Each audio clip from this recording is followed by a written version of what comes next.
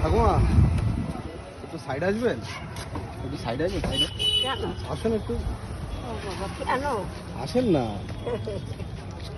কেন? আপনি এইভাবে চলছেন, মানে কি সমস্যা কি আপনারা, মানে এইভাবে চলছেন? আমি ঘুমের ঘরে আজকে 8 বছর রাত্রি চোখের মতো পড়ে গেলাম। পড়ে গেলেই কাছে আসুন। ওই এই কুক্তিগুলার জয়েন্ট সরে গেল। আমার দুটো মেয়ে আছে, সেও নেই, দাদা স্বামী নেই, ছেলেও হয়নি। তা ওই কল্যাণী ভর্তি করতে গেলে 1 মাস, 1 মাস চিন্তা না করবেন দিয়ে একটা ওষুধ দিয়ে নি, সেলানি দিয়ে নি, একটা ইঞ্জেকশন দিয়ে নি, 1 মাস হয়েছে। 1 মাস করতে 2 দিন বাকি আছে। তখনই ডাক্তারকে বলছে কি, মেয়ে তোমার গার্জেন কিনা। আমার যে দেখেন, আমার স্বামী নেই, ছেলে নেই, আমার বাড়ি ভীমপুর। বলতি নেই এই পর্যন্ত সাদা ন্যাকড়াতে জড়াইয়ে, তুলোতে জড়াইয়ে, তারপর বেল কিনে বেল দিয়ে জড়াইয়ে শোয়াইছে। আপনাকে 1 মাস। তারপরে মেয়ে দুজন আসবে, বলছে তোমার 1 লাখ টাকা লাগবে। তখন আমি বলছি কি, শোনো ডাক্তার, আমি অনেক কথা কইলাম, আমি চোখে দেখছি তুমি খাচ্ছ, কিন্তু আমার কাছটা নিতে পারবো না। মানে আপনার খাওয়া দাওয়া কিভাবে চলে?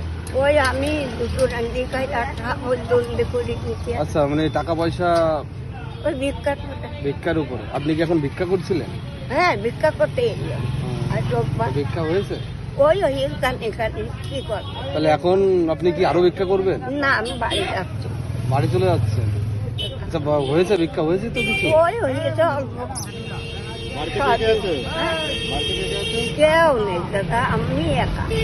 আপনি রান্না করেন, আপনিই খান? হ্যাঁ, তাহলে আপনি এই দোকান থেকে কিনে নিয়ে আসুন। সকালে খাওয়া দাওয়া হয়েছে কিছু? ওই চা মুড়ি, এই খাচ্ছি, বিস্কুট। চা মুড়ি বিস্কুট খেয়েছেন? আর কিছু খান? আবার কি খাবো? এখন বাড়ি দিয়ে চাল করবো, রান্নবো। বাড়ি যাবেন কিসে?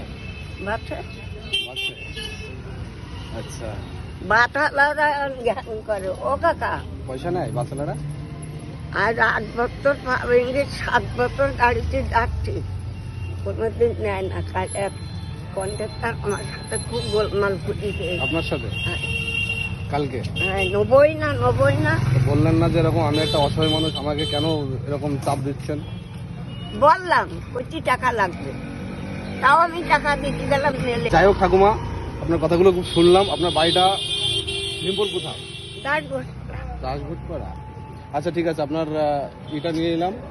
আমাদের সামর্থ্য মতো আপনাকে একটা কলা, একটা বিস্কুট আর একটা জল দিচ্ছি, ঠান্ডা জল, একটু নেবেন, ঠিক আছে?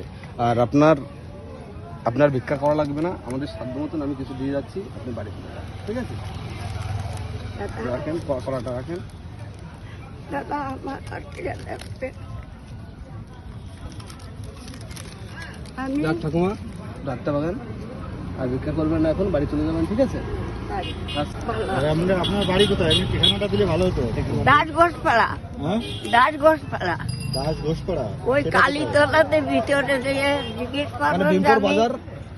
মাদা ভাঙা বুড়ির বাড়ি যাবো, সবাই দেখাই দেবে। ভীমপুর বাজারের উপরে? না, তাহলে বাজারের আগে? এই কালীতলা আছে, ওখান থেকে বুড়ির বাড়ি বললে দেখিয়ে দেবে। কালীতলার আগে থেকে? আমি ঢুকি দিচ্ছি। কালীতলা স্টপেজেই হ্যাঁ, আচ্ছা নামলে দেখবেন ডানে মন্দির আছে, আচ্ছা। ডানে দেখবেন মন্দির আছে। জলটা খাবেন না? ওই ভীমপুর ঢোকার মাত্র আপনারা এই 3-4 মিনিট আগে বাস স্ট্যান্ডে এবার আগে কালীতলা। মাজা ভাঙা বুড়ি বললো, কষ্ট করে বলবেন কালীতলা বাসে উঠে। আর ডানেই দেখবেন কালী মন্দির, গৌরাজ ঠাকুর, এইসব মন্দির মনে রাখবেন। মাজা ভাঙা বুড়ি। আপনার নাম কি? পাশে দাঁড়াতে পারি। আমার নাম জয়দ্রথ, আপনার বাড়ি কোথায়? এই স্টেট ব্যাংকের পাশে। আচ্ছা, তাহলে হচ্ছে ওই কালী মন্দিরের ওইখানে, কালীতলার ওইখানে। তো আপনার নাম বলে তো দেখিয়ে দেবে তো? ঠিক আছে। ঠিক আছে। আচ্ছা, আমাদের ক্যামেরা ভিডিওটা থাকছে, আমরা আপনার বাড়িতে যাবো একদিন, ঠিক আছে? আশা করি নেক্সট টাইম আর আপনার ভিক্ষা করতে আসা লাগবে না। আচ্ছা ঠিক আছে, দেখ একটু আশীর্বাদ দেন যাতে এইভাবে লোকের পাশে দাঁড়াতে পারি। এদের না প্রাণ ভরে আশীর্বাদ। দাদা আমি এই আমি যাবো তার বাড়িতে, এরা ঠিক আছে, অবশ্যই তার বাড়িতে। আর সামনের রবিবারে আমরা যাবো আপনার বাড়িতে, ঠিক আছে। দাদা আমি